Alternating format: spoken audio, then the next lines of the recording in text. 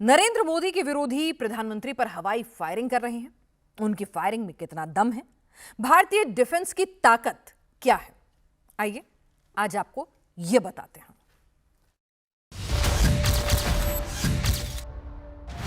पाकिस्तान के साथ 4 दिन के युद्ध में राफेल गिरा या नहीं?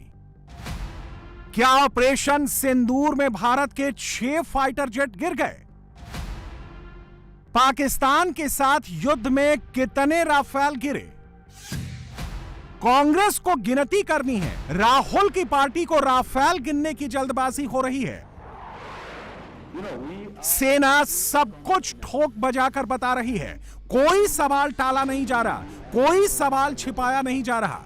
इंडियन फाइटर जेट्स के बारे में सेना की तरफ से एक नहीं 2-2 बयान आ चुके हैं। पाकिस्तान को हमने कैसे कैसे मारा, इसके भी बहुत सारे डिटेल सामने आ चुके हैं। राहुल की पार्टी पूरी गिनती नहीं कर रही, उसे बस राफेल गिनना है। राफेल पर सवाल उठाना राहुल गांधी का टैक्टिकल मूव है। राफेल के बहाने राहुल की पार्टी नरेंद्र मोदी की इंटीग्रिटी पर एक बड़ा क्वेश्चन मार्क लगाना चाहती है।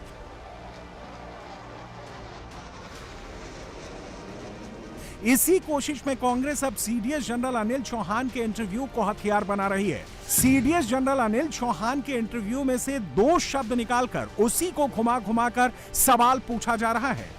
हम चाहते थे कि रक्षा मंत्री यही बात सर्वदलीय बैठक में बोलें। हम चाहते थे कि यही बात जो जनरल चौहान ने कहा है प्रधानमंत्री लोकसभा में बोले, राज्यसभा में बोले। Tactical mistake. जो लोग इन 2 शब्दों को ठीक से नहीं समझते वो पहले कुछ सबूत देख लें।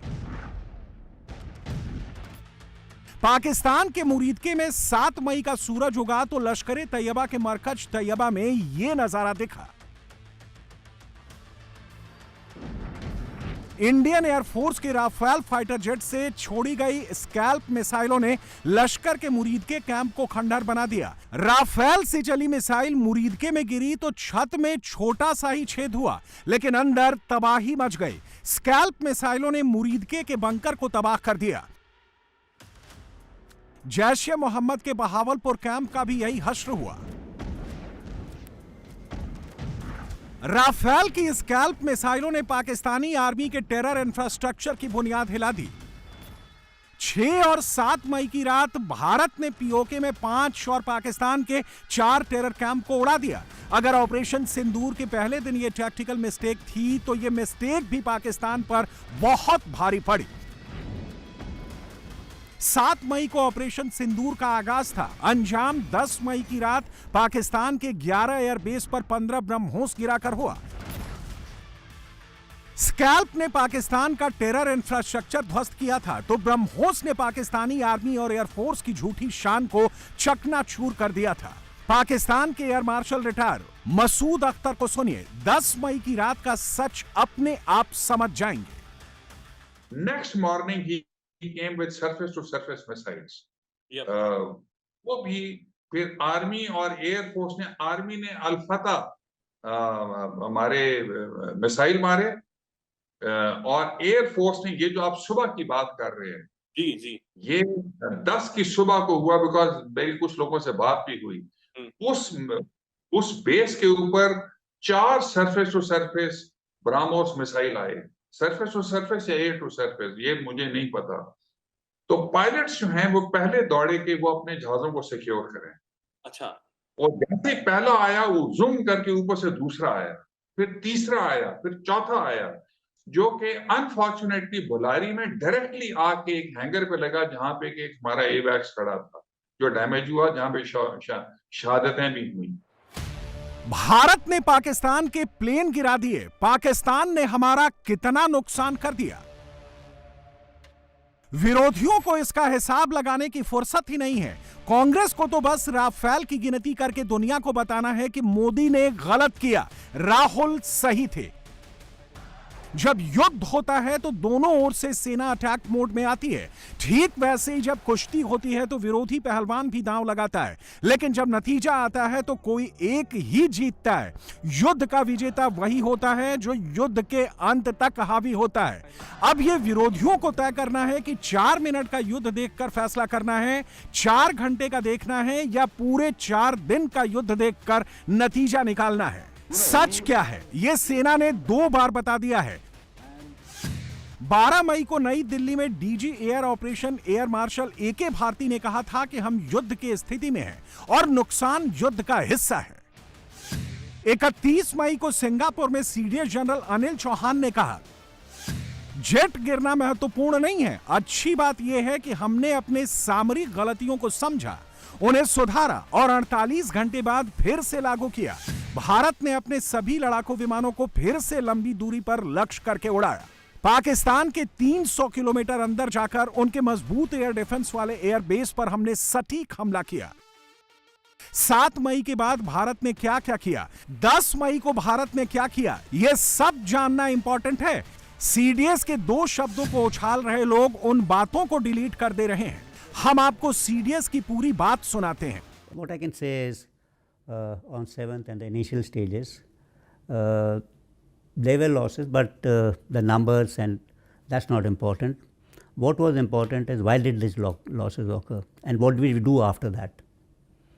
So we rectified tactics and then went back on 7th, 8th and 10th in large numbers to hit air bases deep inside Pakistan.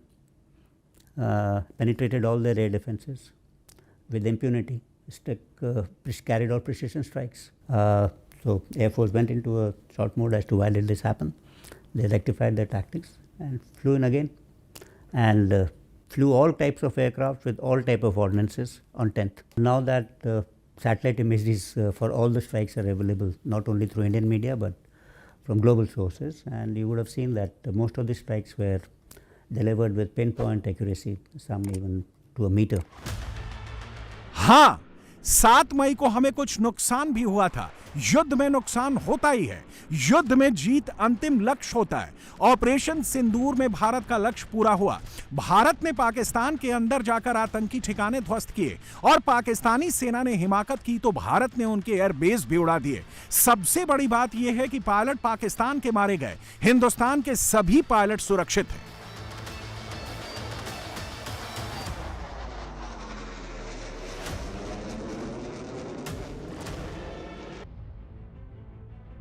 Operation सिंदूर की सक्सेस स्टोरी का एक इंपॉर्टेंट चैप्टर यह है, made in China PL-15 air to air missile जो 10 मई को बिना फटे हुए, बिना किसी टारगेट को हिट किए हुए भारत के खेतों में गिरी हुई मिली। इस PL-15 मिसाइल की मार्केटिंग के लिए चीन ने कई हवाई दावे किए थे। चीन ने दावा किया था कि उसकी PL-15 मिसाइल 300 किलोमीटर तक मार कर सकती है। यह 5 मैक यानी आवाज की रफ्तार से 5 गुना स्पीड से चलती है। PL-15 जब किसी प्लेन पर दागी जाती है तो पायलट के पास प्लेन बचाने का भी मौका नहीं रहता। पाकिस्तान इसी मिसाइल से भारत के राफेल को मारने के दावे कर रहा है। हकीकत यह है कि कम से कम 7 देश भारत से चीन की इस PL-15 मिसाइल का मलबा मांग रहे हैं ताकि वह उस पर बैक इंजीनियरिंग कर सकें और इसकी खूबियों और खामियों के बारे में पता लगा सकें। राफेल चिल्ला रही पार्टियों के नेता PL-15 मिसाइल पर बात ही नहीं करना चाहते क्योंकि इस पर बात करने से उनका नैरेटिव आगे नहीं बढ़ पाता। कांग्रेस का हाथ पाकिस्तान के साथ, यह ऑपरेशन सर्जिकल स्ट्राइक से लेकर एयर स्ट्राइक से लेकर के ऑपरेशन सिंदूर तक लगातार यही बयानबाजी कांग्रेस के नेता श्री राहुल गांधी, कांग्रेस के अध्यक्ष श्री मल्लिकार्जुन खड़गे जी की रही है और यह देश के 140 करोड़ लोगों की भावनाओं को चोट पहुंचाता है। ये सेना का मनोबल गिराने वाली भाषा है और जो इस भाषा का प्रयोग कर रहे हैं उनको इतनी राजनीतिक भारी कीमत चुकानी पड़ेगी, इसका उन्हें अंदाजा नहीं। विरोधी नेता चाहते तो सच के साथ रहते, राहुल गांधी चाहते तो कांग्रेस पार्टी भारतीय सेना पर विश्वास करती, लेकिन वो पाकिस्तान की फेक न्यूज फैक्ट्री को ही आगे बढ़ा रहे हैं, जबकि हकीकत यह है कि 4 दिन की जंग में ही कंगाल हो गया है। 7 मई से 10 मई के बीच पाकिस्तान को $16 अरब का नुकसान हुआ। 4 दिनों की जंग में पाकिस्तान को हर दिन औसत रूप से $4 अरब का नुकसान उठाना पड़ा। 4 दिन के युद्ध में पाकिस्तानी एयरफोर्स का 20% इंफ्रास्ट्रक्चर तबाह हो गया।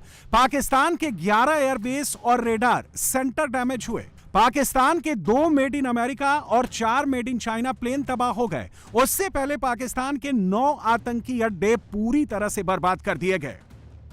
यह पाकिस्तान का भोलारी एयरबेस है, जहां 4 ब्रह्मोस मिसाइलों ने पाकिस्तान को सबसे ज्यादा माली नुकसान पहुंचाया। रावलपिंडी के नूर खान चकलाला एयरबेस पर ब्रह्मोस गिरने से पाकिस्तान के मिलिट्री ब्रास में अफरा तफरी मच गई। सरगोधा एयरबेस पर ब्रह्मोस गिरी तो पाकिस्तान का हौसला टूट गया। पाकिस्तान को हुए नुकसान का हिसाब किताब देख लीजिए।